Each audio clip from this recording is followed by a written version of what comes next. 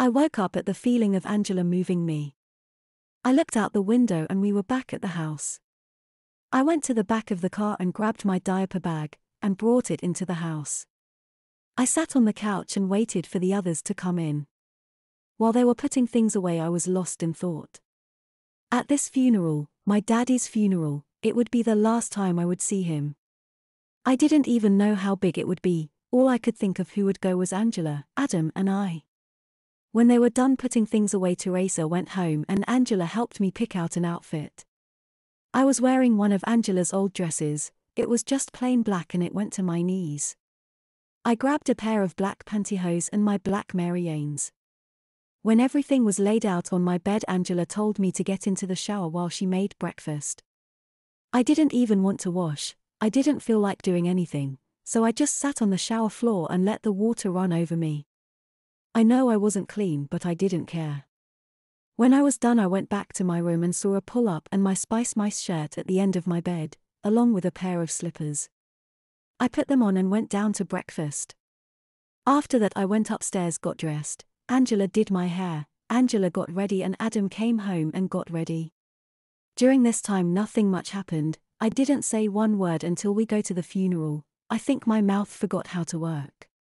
When we got to Jenny's brother's funeral home, I lost it. I started hyperventilating. I wet my pull-up and didn't want to get out of the back seat. "Lacey, honey, come on, your daddy is just through these doors," Angela said in a calming voice. "That is not my daddy, it is a dead man. I want my daddy back. I want him now," I screamed. "Screaming is no way to deal with this problem, Lacey. Don't you want to see him one more time?" She tried to persuade me.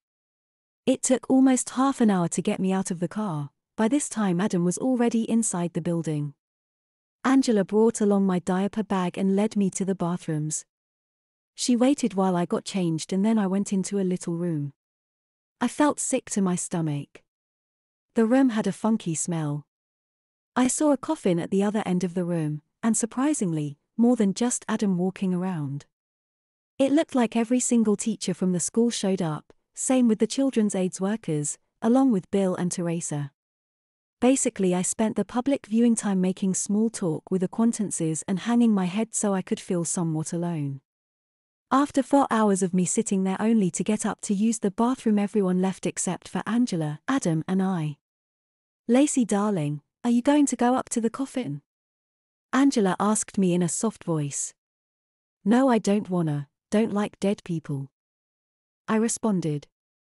"Well, Lacey, this is the last time you get to see your daddy, just go say a prayer, but I just want you to know, even if you are too scared to go up there, no matter what, he will always watch over you. MHM. I mumbled. I was thinking hard. I decided to go up in the end and just kneeled at the casket for half hour praying for my father. I knew he was up in heaven with all the angels and God. I knew he was going to be all right. When I got up to leave, I noticed that my pull-up was wet. I didn't care though. I took my father's hand and held it. It was cold and rigid, but it was still his hand. I felt a connection with him, one that I know will last for the rest of my life. After a short mass, we drove to the cemetery and had his service. It went pretty quickly, and before I knew it I was already on my way back to my new home. By this time my pull-up was cold and was starting to itch. "Sweetie, do you want to go out for dinner, go through a drive-thru, or do you want me to cook something at home?" Adam asked me. "I don't want to eat anything," I said in a lonely, sad voice. "You have to eat something." "Tell YA what?" "How about I get a big tub of ice cream, your choice, and you can have that for dinner?" he offered.